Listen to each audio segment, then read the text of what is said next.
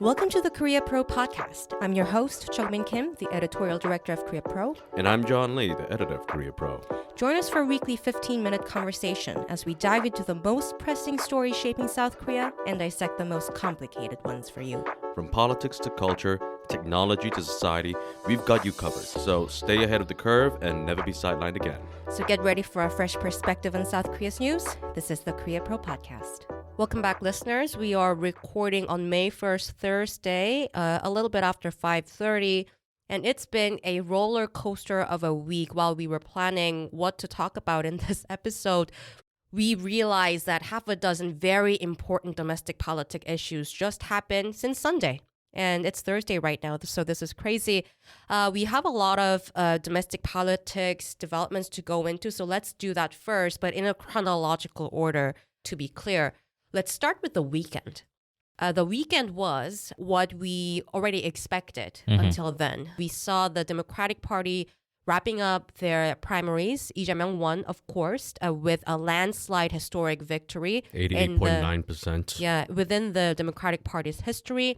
And Kim Dong-yeon, the former Gyeonggi governor, came in second. And Kim Moon-soo, the former South Gyeongsan governor, came in third. But they were single digit. So that happened. And then we came into the office on Monday expecting just a very usual sort of election cycle sort of week. And then on Tuesday, it continued. It was PPP, the ruling People Power Party. They narrowed down the four candidates into two. The four that made into the second round of primary were former PPP leader Han Dong-hoon, former Daegu Mayor Hong Joon-pyo, and former Labor Minister Kim Moon-soo, and a four-time presidential bid runner An Chol-soo. And the party members' decision was Han Dong-hoon and Kim Moon-soo. So that day, our day ended seeing Hong Joon-pyo, the former Daegu mayor, issuing a statement that he will retire from politics and he will go back to being a sole citizen, which actually got a lot of criticism just for that. Can you imagine him trying to earn a living in an honest manner? And then a lot of Daegu citizens online were like, but you came to Daegu and you're going back to being a sole citizen after quitting. So that got a lot of criticism. So that was like the biggest news of the day. But 20 hours passed after that, and Thursday morning, we kicked the day off thinking that this could be one of the biggest stories in the past when it comes to parliamentary sort of issues, supplementary budget. Can you just very briefly talk us through what the supplementary budget was exactly? Initially, what both sides wanted was to pass a 12.2 trillion won budget. But today, they passed more than that. They passed 1.6 trillion more than what they were initially talking about. But this was a bipartisan deal. Now, initially, when they were talking about this budget, they were talking about helping out the people who were affected by the forest fires. But they were also talking about how they were going to really help to boost domestic industries like AI, semiconductors. But they actually decided to have a bigger budget. And so this comes up to about $9.8 billion. So we can kiss goodbye whatever belt-tightening legacy that Yoon Sung-yeol wanted to initiate. That's gone now. Like he didn't really follow through on that much anyways. But so supplementary budget was the kickoff of the day. But throughout the week, we did hear early on that there would be a very expedited verdict coming out from the Supreme Court about Lee Jae-myung. So throughout the week, we did continue to discuss what the scenarios are. So there were three scenarios. One was Supreme Court agreeing with the lower court, saying that he is not guilty. Second option was Park Hwan-sung remanding it back to the lower court, instructing or implying that Lee has to be convicted guilty.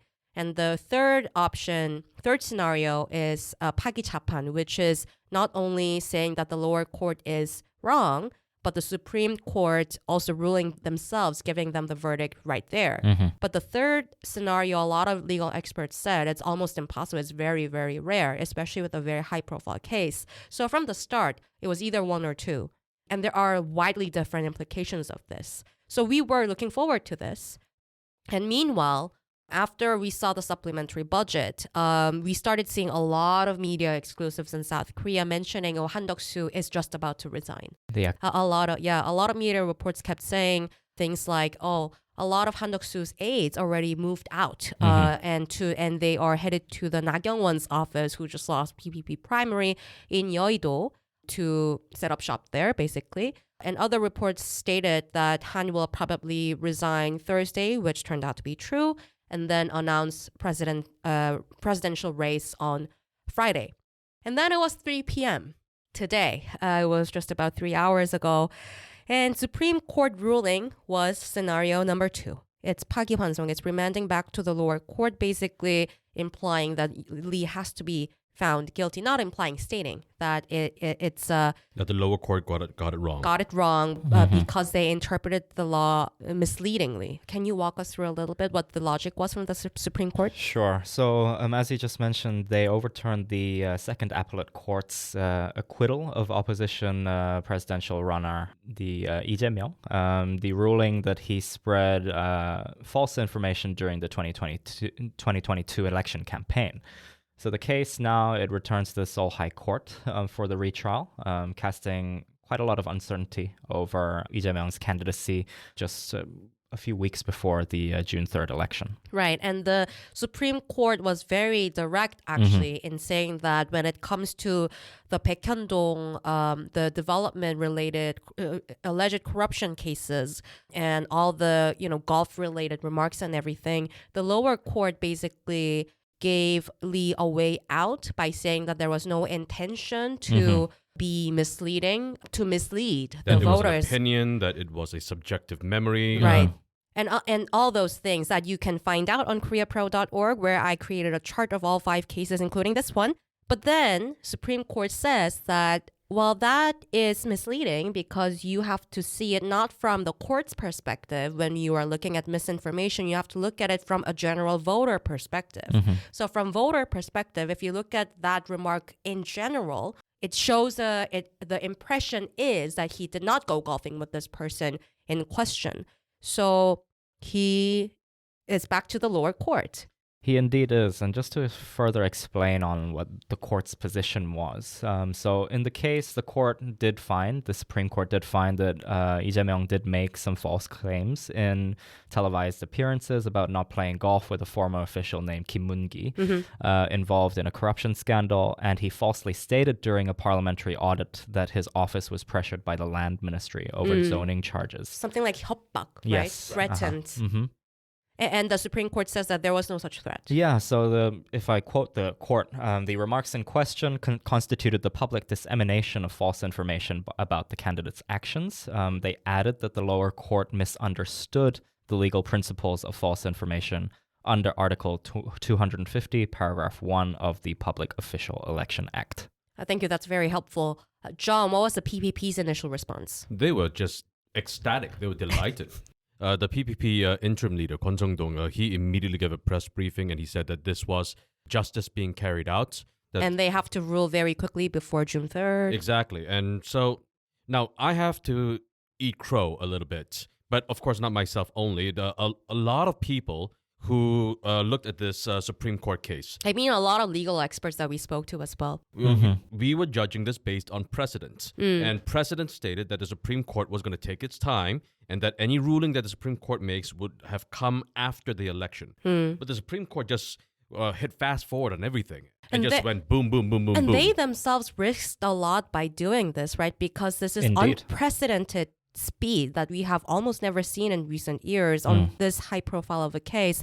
So there was clearly a motivation for them to speed this up for their sake as well, because they wanted to probably show the public that they're doing their job. But because of how quickly they did it, now the courts just cannot avoid the accusation that they have just dived headfirst into the political arena. Right, and that is part of the Democratic Party response as well, right? What was their response? Indeed. So they're saying that there has been a politicization of the legal system, where the legal system has been rushing this case, especially in its final third. And following the decision, Lee Jae-myung also expressed quite some disappointment, saying that, I quote, it is a ruling that is in a completely different direction than what I expected.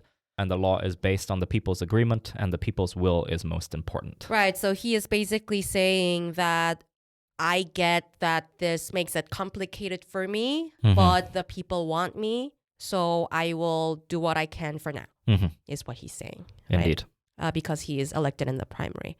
Let's talk about implications later on the week ahead because we have to keep monitoring this next week. And then after all this, Just about an hour just about later. less than an hour after this, actually maybe 30 minutes after this because it took a while for the verdict, Han Duck-soo, The acting president, or Acting the former pres- acting president now. acting president, starts a national address at 4 p.m. saying that he is resigning from the post. So what was his logic basically? The acting president, or the former acting president, said that he was standing at a crossroads. That there were the first path was for him to complete the task he has been given at the moment, which was to complete his role as the acting president. Yeah, he called it 중책, very important responsibility. Right. And the second path forward was to take on greater responsibilities. Now, of course, he did not spell it out, but you don't have to be a genius to figure out what he was talking about. He's talking about the presidency. And so he resigned immediately at 4 p.m., gave a speech about how this is a very critical juncture in South Korea's history. He was talking about how South Korea's national security or how South Korea's economy is at a critical juncture and is at this point that if the wrong decision is made by the leader in charge, South Korea could lose both. And also the part that he mentioned when he was saying that said, whoever comes into the government, the society will go through a division. And is he saying that he is not part of those types of leaders? Indeed. So that was interesting sort of framing that he used. And the start and the end of the speech was very much catering to the idea that South Korea has risen from a country that used to receive aid to the country that provides aid, export oriented. We've gone from, A donor country to a wealthy country. Yeah, like the poor, a post-war country into a country that is exporting a lot. It was a very miracle on the Han River sort of speech. Yeah, exactly. And there were not much. It was a short speech though, so he probably could not include everything. But it was very clear what kind of audience that he was looking at. All right, so this decision was made. Now, we knew that this was coming, but regardless, this is causing a lot of people to have very different opinions. So, Jeongmin, could you walk us through what was the Democratic Party's response? Cho Seung-rae, the senior spokesperson of the Democratic Party, just a few hours afterward, he issued a written briefing. A written briefing is usually when it's like a very high-profile thing that they want to disseminate. The DP basically called Han blinded by greed, and that he is only, their words, waiting for harsh judgment from the public. And they also framed Han as the number 2 and the suspect of the insurrection regime, what they call the insurrection regime under Yoon, and all sorts of these descriptions that they utilized in the past few days as there were exclusives about Han potentially running. But from PPP, it's pretty quiet because for them, it's a lot of calculation they have to make now, right? It is a bit awkward. They do have their own primaries with those 2 people that you just mentioned. Yeah. Now, Kim Moon-soo, the labor minister, has been very vocal about saying that From day one, that he has no problem whatsoever merging his candidacy with his candidacy, with right? that of Han Duck-soo. And in this sort of scenario, he is going to be the junior partner. And Han Duck-soo is going to be the conservative nominee. I say conservative, not the PPP nominee. Now, Han Dong-hoon, on the other hand, now he's been a bit more Wishy-washy on this, right? Yeah, he was saying that we shouldn't already be conceding to Han Duck-soo that The idea of a big tent. The idea of a big tent is already too premature to discuss at this point. But now it's a matter of who the party is going to nominate. But regardless of who it nominates, at this point, Han Duck-soo's entry just completely quashes the PPP's own internal mechanisms. Right, and remember that time, shortly after martial law, the 2 Han stood together to give a press briefing about how the party and Han, the prime minister, will be leading the country without constitutional justification. Those 2 are back. In a manner of speaking, they're not as close as they were Right. on that particular day. But they have an experience of coordinating with each other. So we have to keep a close eye on that. And we will go into more what will happen in the following week and the week ahead section, but we do need to touch on non-domestic politics issue. There was a massive, what should I call it, hacking? Security breach. With country's biggest... SK Telecom, the biggest mobile telecom service.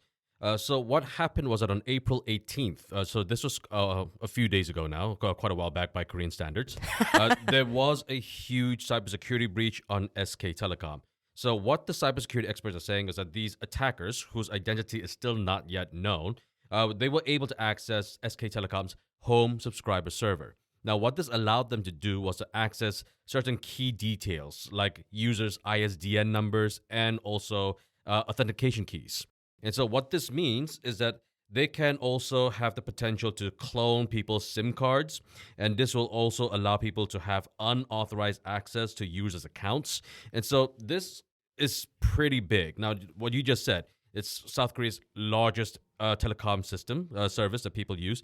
Now, to put that into actual numbers, that can range from 23 to 25 million people. Oh, God. And so what SK immediately said was that they were going to have some quick mitigation factors.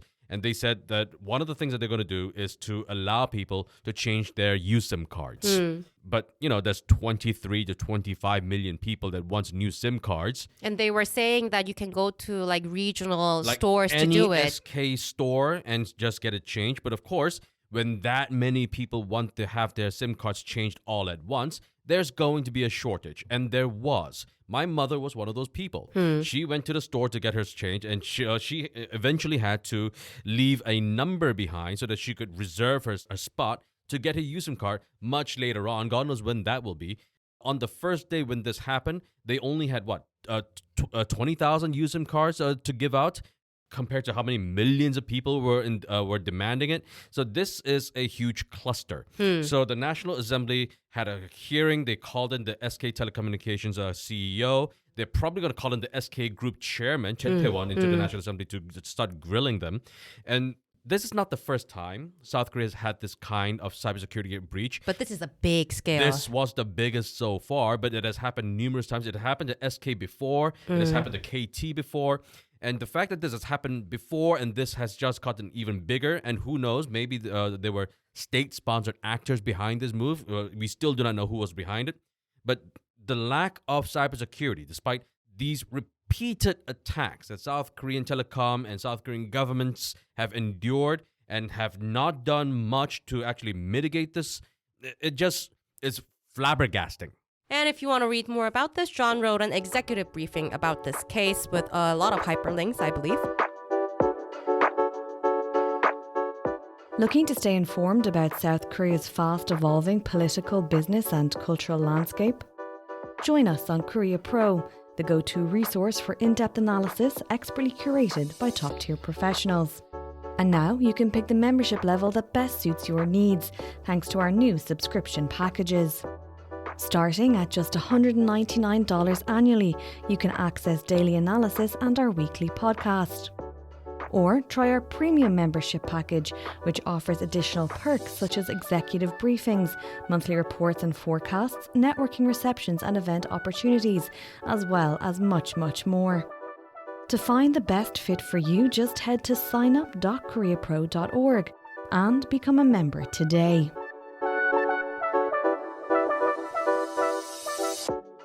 Week ahead. What's ahead? Juna, can you walk us through, starting with what happens on Friday when this episode will go out? Yeah, so reportedly Han Duck-soo is expected to announce his presidential candidacy or his presidential bid at the National Assembly tomorrow. Tomorrow being Friday. Yeah, Friday. On May 3rd, we'll see the end of the PPP primaries, where one of the candidates, Han Dong-hoon, Freudian slip. Freudian slip, yeah, and Kim Moon-soo, they'll be running for the hot seat, which will eventually go to a merger or not, depending on what's the talk of the day.